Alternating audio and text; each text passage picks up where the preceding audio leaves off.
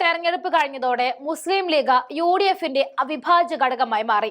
അതുകൊണ്ട് തന്നെ അടുത്ത നിയമസഭാ തെരഞ്ഞെടുപ്പിൽ കോൺഗ്രസിനൊപ്പം ഒരു നിർണായക ശക്തിയായിട്ട് ലീഗ് മാറിക്കാണും. ഒരു ലീഗ് മുഖ്യമന്ത്രി എന്നൊരു കിംവദന്തി ഉണ്ടായാലും നമുക്ക് അത്ഭുതപ്പെടാനില്ല. കാരണം കുറച്ച് നിബന്ധനകളുമായിട്ടാണ് മുസ്ലിം ലീഗ് ഇപ്പോൾ എത്തിയിരിക്കുന്നത്. 2026 നിയമസഭാ തെരഞ്ഞെടുപ്പിൽ പുതിയതായി 4 സീറ്റുകൾ അധികം ആവശ്യപ്പെടാനാണ് നീക്കം നടക്കുന്നത്. വടക്കൻ ജില്ലകളിൽ കൂടുതൽ സീറ്റുകൾ ആവശ്യപ്പെട്ടുകൊണ്ടാണ് മുസ്ലിം ലീഗിന്റെ നീക്കം നടന്നത്. കോഴിക്കോട്, വയനാട് ജില്ലകളിൽ കൂടുതൽ സീറ്റുകൾ വേണമെന്ന നിലപാടിലാണ് ലീഗ് ഉള്ളത്. കോഴിക്കോട് ജില്ലയിൽ കൊയിലാണ്ടിയിലോ നാദാപുരമോ വേണമെന്ന നിലപാടാണ് ലീഗ് നേതൃത്വം. വയനാട് ജില്ലയിലാകട്ടെ കൽപ്പറ്റ സീറ്റാണ് ലീഗ് കണ്ണുവെക്കുന്നത്. ഒത്തുതീർപ്പ് എന്ന നിലയിൽ സംവരണ മണ്ഡലമായ മാനന്തവാടിയും ലീഗ് ആവശ്യപ്പെട്ടേക്കും. കോഴിക്കോട് ജില്ലയിലെ തിരുവമ്പാടി വിട്ടുകൊടുത്ത് പകരം തവനൂരോ പട്ടാമ്പിയോ ലഭിക്കണം എന്നതാണ് ലീഗിന്റെ നിലപാട്.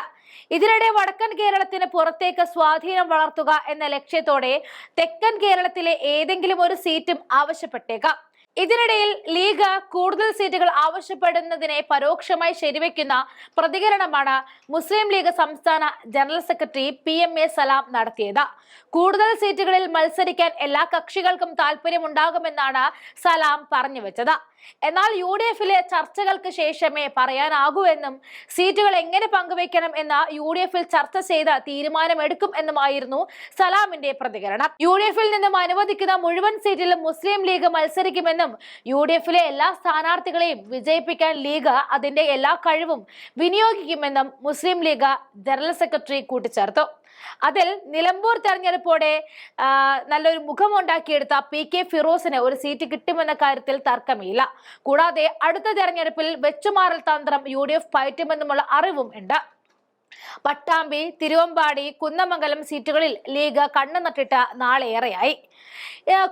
മാത്രമല്ല ജോസ് കെ മാണിയെ UDFിലേക്ക് എത്തിക്കാനുള്ള പല തന്ത്രങ്ങളും പയറ്റുന്നതും ഒരു സൈഡിൽ കൂടി നടക്കുന്നുണ്ട്.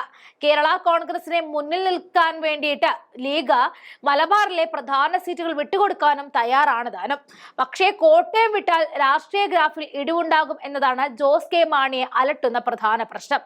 കൂടാതെ അടുത്ത വർഷം UDF ഭരണം പിടിച്ചാൽ ഘടകകക്ഷികൾ ചേർന്ന് ലീഗിനോട് മുഖ്യമന്ത്രി പദം ഏറ്റെടുക്കാൻ ആവശ്യപ്പെട്ടാൽ പറ്റില്ല എന്ന് വാശി പിടിക്കാൻ കഴിയില്ല എന്നൊരു അഭിപ്രായം മുസ്ലിം ലീഗിന്റെ ഭാഗത്തു നിന്നും എത്തിയിട്ടുണ്ട്. UDF അധികാരത്തിൽ വന്നാൽ മുഖ്യമന്ത്രി, ഉപമുഖ്യമന്ത്രി പദങ്ങൾ മുസ്ലിം ലീഗ് ആഗ്രഹിക്കുന്നുണ്ടോ എന്ന ചോദ്യത്തിന് കോൺഗ്രസിന് സമ്മതമാണെങ്കിൽ ലീഗിന് സന്തോഷം എന്നായിരുന്നു സാദിഖ് അലി തങ്ങളുടെ പുഞ്ചിരിയോടുള്ള മറുപടി. UDF അധികാരത്തിൽ വന്നാൽ പ്രധാന പദവി കുഞ്ഞാലിക്കുട്ടിയായിരിക്കുമെന്നും തങ്ങൾ പറഞ്ഞു വെച്ചു. കോൺഗ്രസ് വിചാരിച്ചാൽ അത് നടക്കും, മുഖ്യമന്ത്രി ഇവിടെ തന്നെയുണ്ട് എന്നായിരുന്നു കുഞ്ഞാലിക്കുട്ടിയെ ചൂണ്ടിക്കാണിച്ചുകൊണ്ട് മുഖ്യമന്ത്രി സ്ഥാനത്തെ കുറിച്ചുള്ള ചോദ്യത്തിന് തങ്ങളുടെ മറുപടി. അങ്ങനെ ലീഗ് ഒരു പ്രധാന ശക്തിയായി വളരുമ്പോൾ അവരുടെ ആവശ്യങ്ങളും ബലപ്പെട്ടു വരികയാണ്.